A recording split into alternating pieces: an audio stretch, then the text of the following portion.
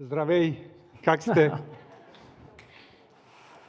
Well, we all like to hear successful stories about Balkans that made it big, and boy, do we get what we want today. So, how are you feeling? I'm feeling great. I always feel great when I'm in Bulgaria, and I just have to learn Bulgarian a little bit more other than zdravey and kak ste. So, I'm feeling good. Okay, so straight to the point. Yeah. You have a successful company in the Western Balkans.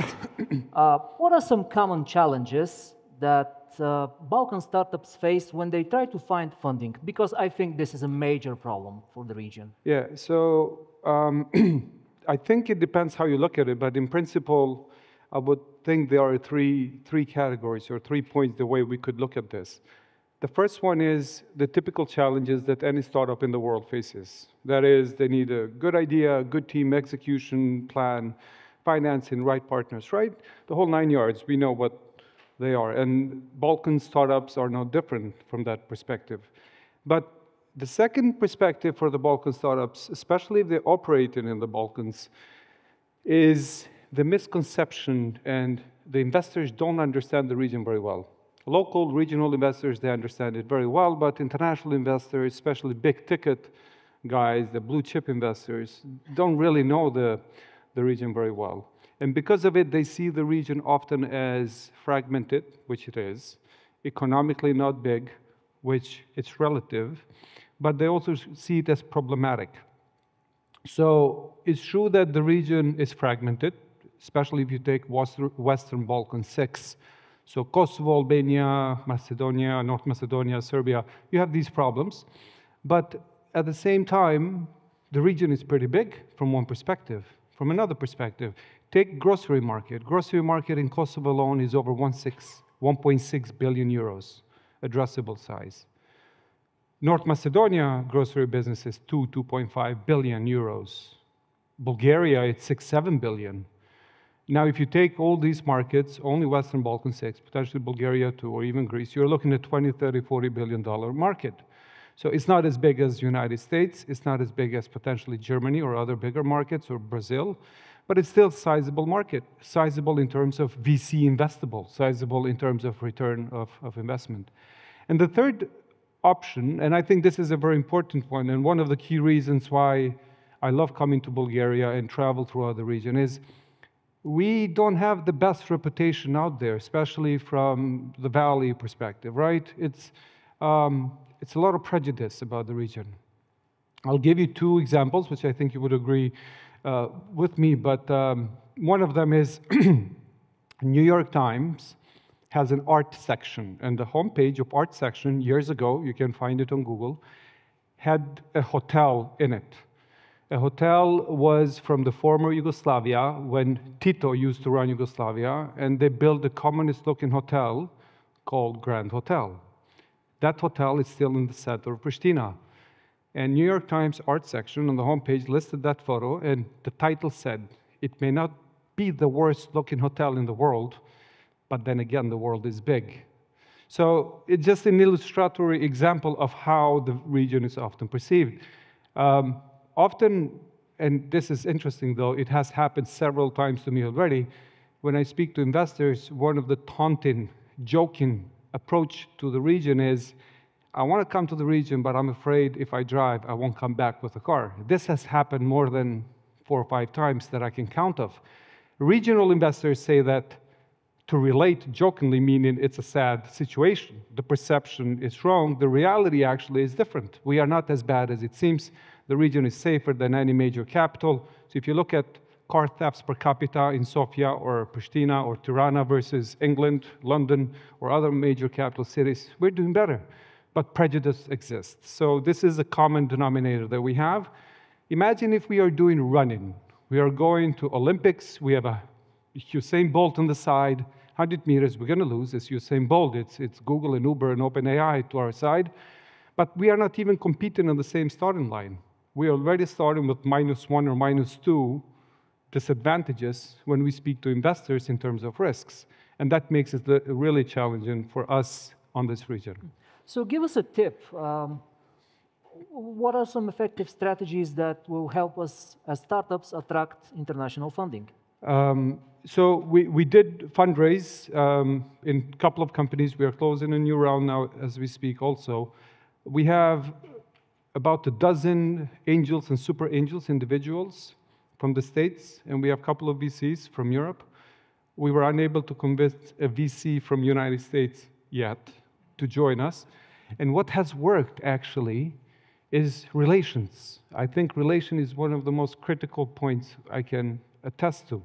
Relation needs to have results, needs to have persistence and hard work, but cooperation and relation are critical. So once you build this relation, so I have some Czech investors because one of the guys that was my roommate in the States when I studied there together, he joined a VC firm.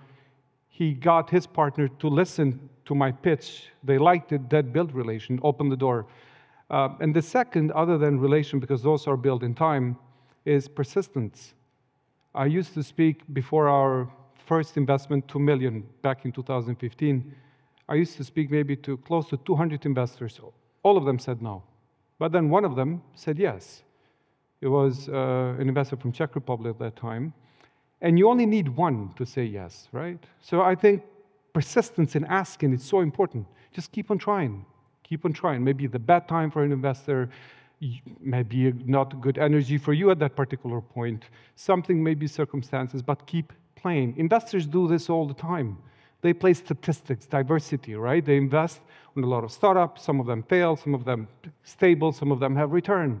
But if you keep talking, there will be one investor who would like your idea or who would like us or me or you and continue. So relation and keep on asking. You know, I've heard this joke that Harvard MBAs are just very, very expensive networking events. But how important is networking? I think it's one of the most critical. Back home, we have a saying, is it better to know or to be lucky into something? If you had to pick, should you pick, I would rather be lucky than to know what I'm doing. But networking, it's critical. And that's why, for instance, I've been part in Endeavor Network for a while now. And I think it's critical what's happening with Endeavor in the region. It's one of the initiatives that we need as a region to cooperate and get together in order to do this. But without networking, I think it's almost impossible, right? And we need to be ready to do it. But networking alone, it's not sufficient. Me and you, we just met, right? That's great. But unless we have some common values to work together, and initiative and proactivity to collaborate and add value, it's not going to work. Just us knowing each other is not going to make a difference. Us willing to work together, us finding the way to add value to one another, I think that's what makes a difference. Networking is like the door opener. We still have to walk after the door opens on our own. How about regional cooperation? Does it have any impact on strengthening the local system? So regional, I think, you see, the market is really fragmented. So the point one of international investors not being here and the regional investors doing an excellent job in how they are working in this, but they still need the backup or the partnership of the big guys, the big investment. Like, I was very happy to hear the Lightspeed Ventures did an investment at Payhawk in Bulgaria. That was a success story, not just for Bulgaria. Actually, that was for the whole region because it really puts us on the map regionally in a different perspective. To give an example, I was at Menlo Park 2 weeks before the Russia and Ukraine conflict. And at that point, some of the investors at Menlo Park were talking about whether it's Kosovo, Ukraine, or Greece or Bulgaria as if it is the same region, right? So instability as far as Ukraine from Silicon Valley could be viewed as your neighborhood. Because from that perception, it seems like it's our neighborhood. So it's our common shared problem. And I think unified voice in a way where we represent and cooperate together, unity is actually a strength. Strength and unity, I think it makes a big difference. But in order to do this ecosystem, I think we need like a common denominator, something to push us forward. Events like this, events of Forbes and Endeavor, and other ecosystems such as Launch Hub and 11, and other initiatives that are happening in Bulgaria in Kosovo and Albania, a little bit less than it's happening here, are excellent. Just recently, by the way, nobody told me to mention Endeavor this many times, but I just admire what they do.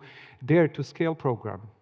This is the very first time an international organization has actually put North Macedonia and Kosovo and Albania on the map to review for startups. And I think that's very, very important. Or events such as Power BG that happens. I attended Power BG for the first time, and it was an excellent networking because Bulgaria actually is a front runner, leader when it comes to the rest of potentially pull in a way, if you will, Western Balkan 6. So ecosystem is very critical, and me personally and my company, we are looking forward to cooperate even more in Bulgaria. We plan to be from as early as Q1 next year to be more active. And I think Bulgaria, it matters. Ecosystem, therefore, should have a leadership, and I think Bulgaria should be part of that ecosystem. Without it, I don't think we'll be able to move as forward as the rest of the countries. So it's very critical. Okay, so now let's take some calls from the audience. Okay. Let's see what questions they have. You're here for the second time in the last few months. What potential for collaboration do you see with the industry and the ecosystem here? There are a few ideas. One of the main one that, two categories. One is our own initiative in e-commerce. We are seeing the e-commerce in Bulgaria, it's also fragmented. We see a lot of players that are brick and mortar stores who are turning to online sales, but we don't see a consolidated market. There are some initiatives actually, but not to the bigger scale, and there is a Romanian eMags who's attempting to do that. And according to some of the people I know, it has room for improvement. So e-commerce, I think, is one area, one group of focus where we can do. The second is, I met some startups from Bulgaria that are very prominent that we can expand to our region. There is an educational platform, the name just skipped my mind. I met them at Power BG, Lucese, thank you. And we are planning to see, I've spoken to the co-founder 2 times already, and we are planning if we can expand that platform to the rest of the Balkans, whether it's Albania, North Macedonia, or Serbia, or Kosovo. So there is both ways, us coming to work here and from here to bring some of the products there. We have this question here. What is something you would not repeat in your journey scaling your company? Oh, a lot of things. Well, there must be an elephant in the room, so to say.